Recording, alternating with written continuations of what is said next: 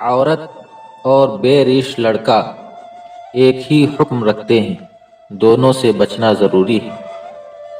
اللہ والوں کی کرامت مت ڈھونڈو، بلکہ ان کا وجود ہی کرامت سمجھو۔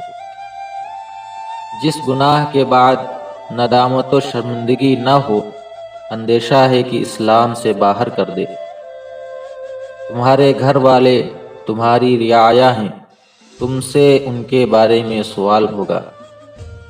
علماء سوء اور علماء بد وہ ہیں جو مخلوق کے نزدیک عزت کے خواہاں ہیں۔ محبت مسکراہٹ سے ہو کر آنسوؤں پر ختم ہو جاتی ہے۔ اگر دکھوں کا سمندر عبور کرنا چاہتے ہو تو آنسوؤں کو جذب کرنے کا حوصلہ اپنے اندر پیدا کرو۔ اگر کسی کو خوشی نہیں دے سکتے تو اس کو دکھ مت دو۔ تلوار کا زخم بھر جاتا ہے مگر زبان کا زخم نہیں بھرتا۔ تم بیک وقت خدا اور نفس دونوں کو راضی نہیں رکھ سکتے۔ وہی انسان زندگی سے صحیح طور پر لطف لے سکتا ہے جو اپنی زندگی کے ہر دن کو آخری سمجھتا ہو۔